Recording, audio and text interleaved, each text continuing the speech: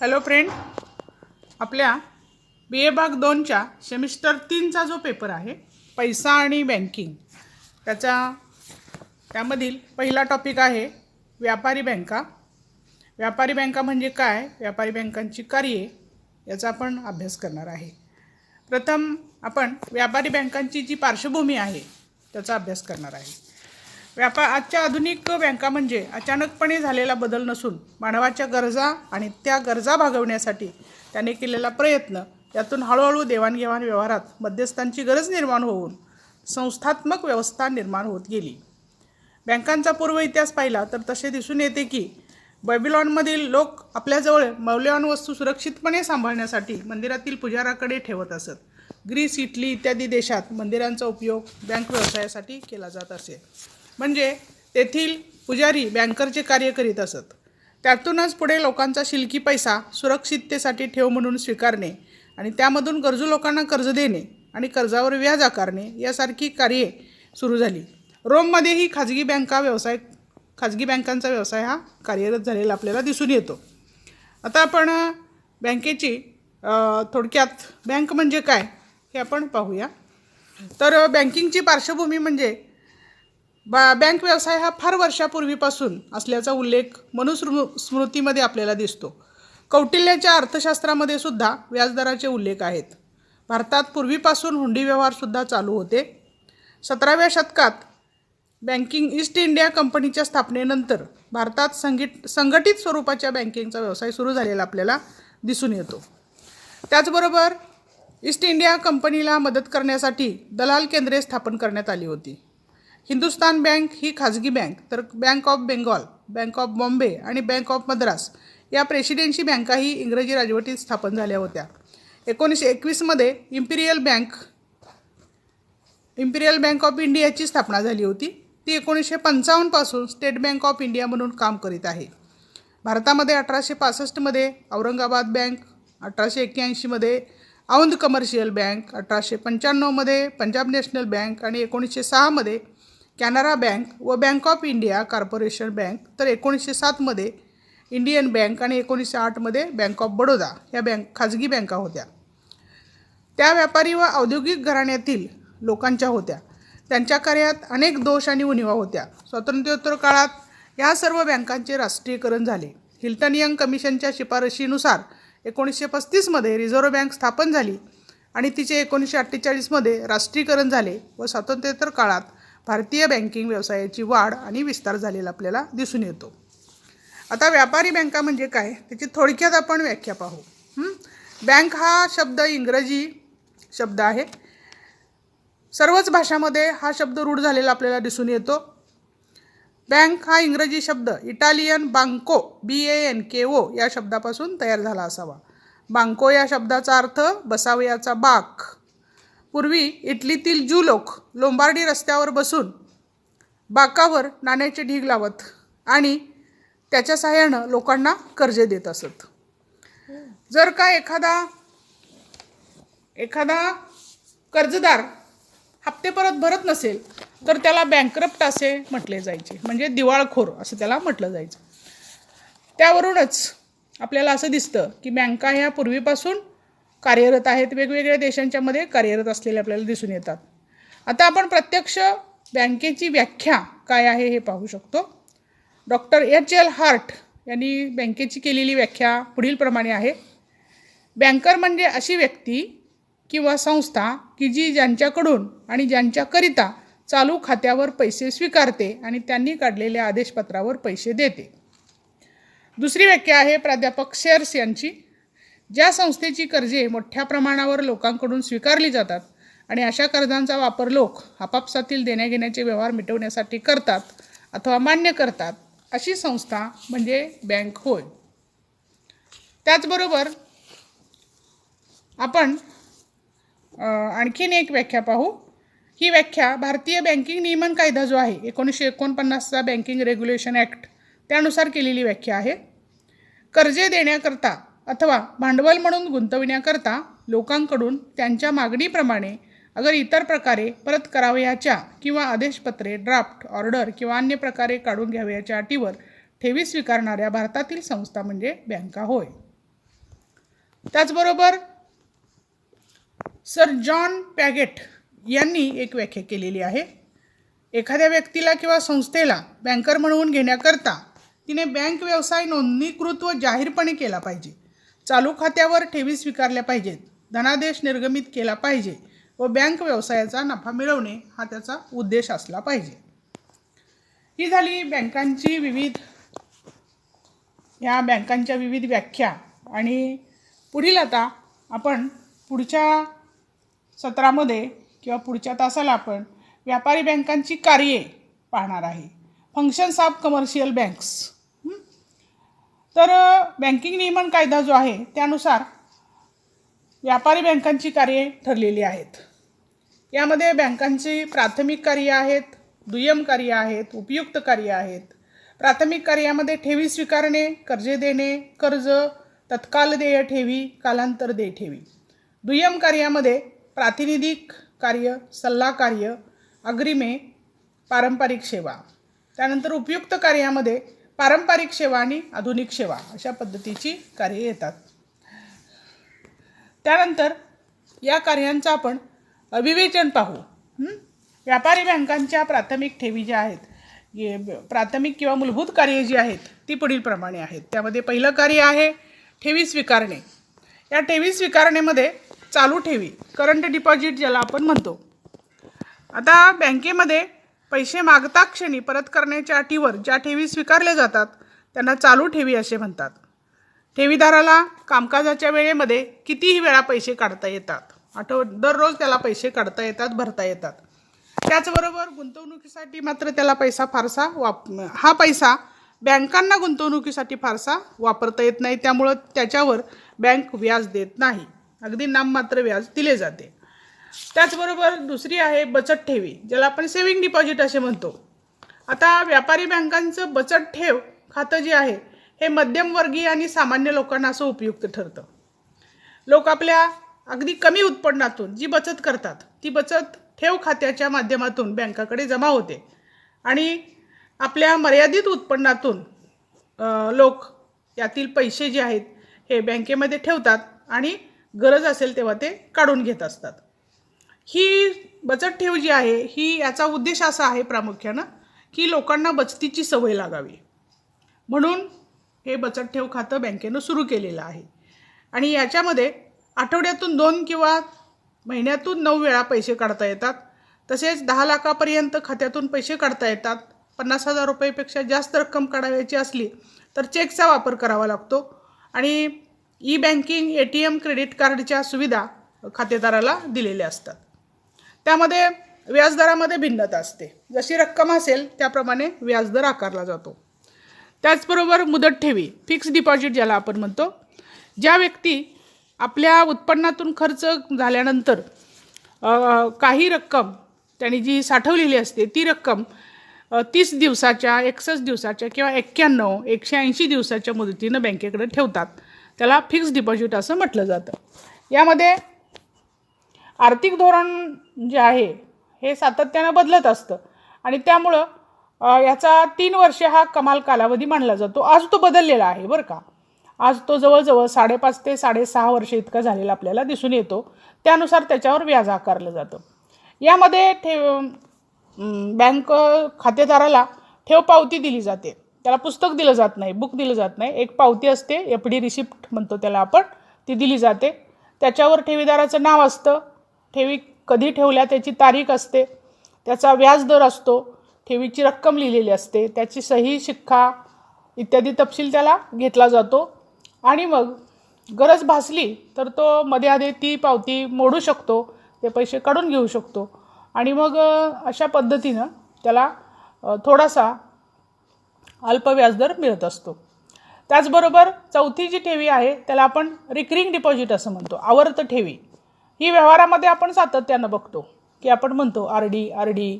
तर RDचा नेमका अर्थ काय? रिकरिंग डिपॉझिट म्हणजे आवर्त ठेवी. तर ही ठेवी जी आहे ही कुणासाठी आहे? तर अल्प उत्पन्न गटात जे लोक आहेत, अगदी कमी उत्पन्न गटातली जी लोक आहेत त्यांच्यासाठी ही आवर्त ठेवी बँकेने सुरू केलेली आहे. म्हणजे दररोजची अथवा आठवड्याची उत्पन्नातली काही रक्कम बचत करून ती नियमितपणे बँकेमध्ये भरली जाते. याच्यातूनही त्याला थोडंसं व्याजरूपी उत्पन्न मिळत असतं. याच्यामध्ये आवर्त ठेवी किंवा पुनरावर्ती ठेवी त्याला म्हटलं जातं, क्युम्युलेटिव्ह डिपॉझिट, RD खाते असं त्याला म्हटलं जातं.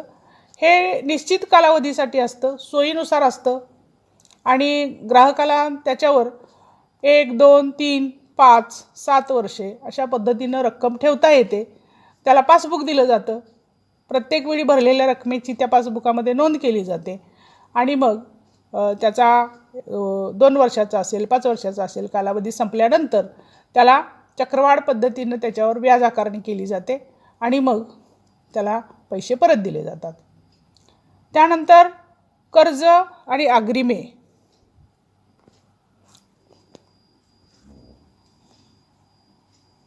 कर्जे आणि अग्रिमे, ग्रँटिंग लोन्स अँड ॲडव्हान्सेस त्याला म्हणतो आपण. तर बँका त्यांच्याकडे जमा झालेल्या भागनिधी आणि ठेवीतून गरजू व्यक्ती, व्यापारी, कारखानदार, शेतकरी यांना स्थावर अथवा जंगम मालमत्तेच्या तारणावर अल्प आणि मध्यम मुदतीचे कर्ज देत असतात. कर्जे देताना बँकांना गुंतवणूक धोरणानुसार रोखता व लाभता यामध्ये समन्वय साधण्याच्या दृष्टीनं विविध कर्ज प्रकरणामध्ये समतोल साधला जातो. त्यानंतर कॅश क्रेडिट कर्ज.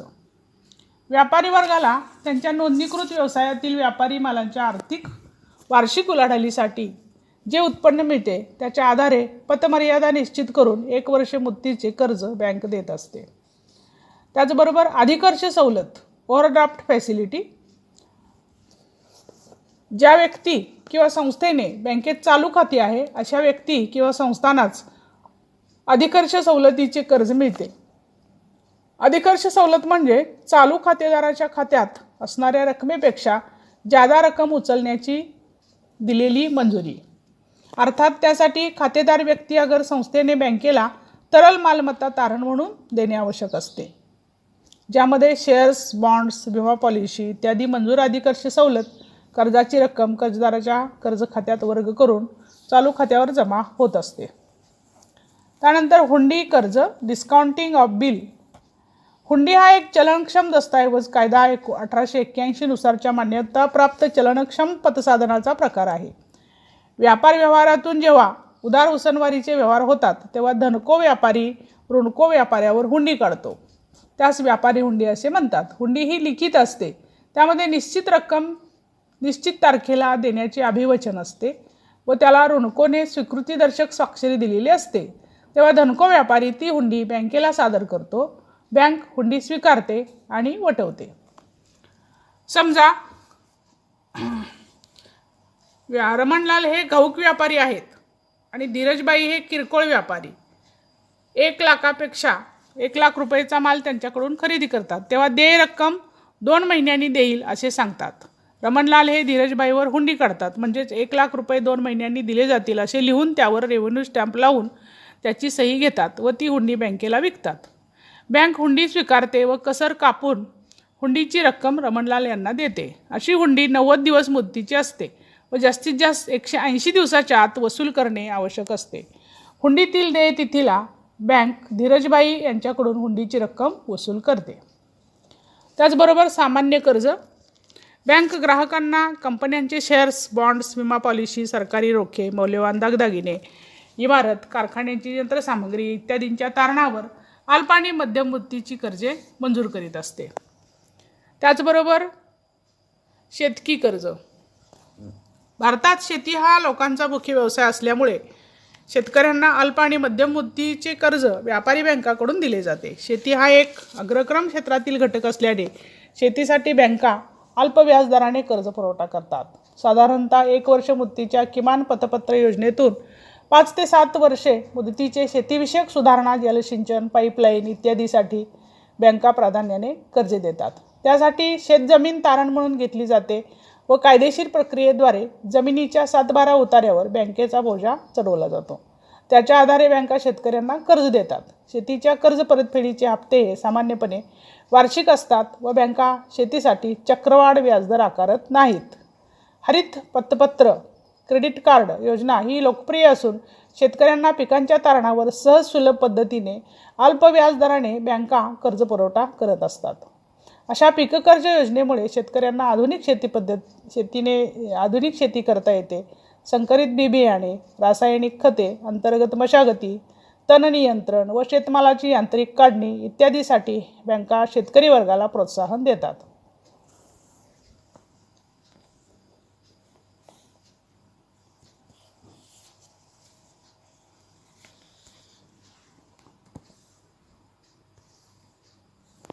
गृहकर्ज वाचलं नाहीस? वाच किंवा पुढे कितीपर्यंत वाचायचं सांग? शेवटपर्यंत. शेवटची सगळी हो. विश्वस्त मग तुला थोडक्यात हे कर म्हणतोय, ते एक्झाम्पल वगैरे वाचू नको. आता आधी गृहकर्ज घे. कुठंपर्यंत आहे सांग शेवट? शेवटी आहे शेवट. कुठं? पण उलट की इंटरनेट बँकिंग पर्यंत ई स्टेटमेंट. तर आता गृहकर्ज तेवढं वाच. कुठं आहे ते? ठीक आहे. त्यामुळे पटाटा वाच थोडक्यात. हां. थांब सुरू करतो.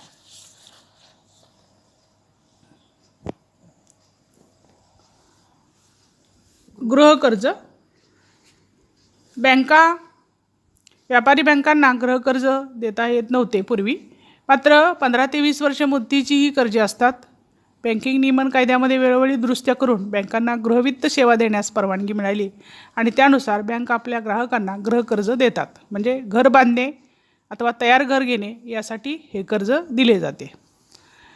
यामध्ये कर्जदाराला घराच्या वर्तमान मूल्याच्या 10 ते 25% स्वतःची रक्कम बँक खात्यावर ठेवावी लागते व कर्जदाराच्या नियमित उत्पन्न दर्शवणाऱ्या उत्पन्नाच्या अधिकृत दाखल्याच्या आधारे 75 ते 90% रक्कम 10 वर्षे, 15 वर्षे, 20 वर्षे अशा दीर्घ मुदतीसाठी बँका मंजूर करतात. त्याचबरोबर द्वितीय अथवा प्रातिनिधिक कार्ये. खातेदाराचा प्रतिनिधी म्हणून अथवा एजंट म्हणून बँका जी विविध कार्ये करतात ती बँकांची दुसऱ्या क्रमांकाची महत्त्वाची कार्ये असतात. खरे तर बँकांच्या दैनंदिन कामकाजा तो भाग असतो.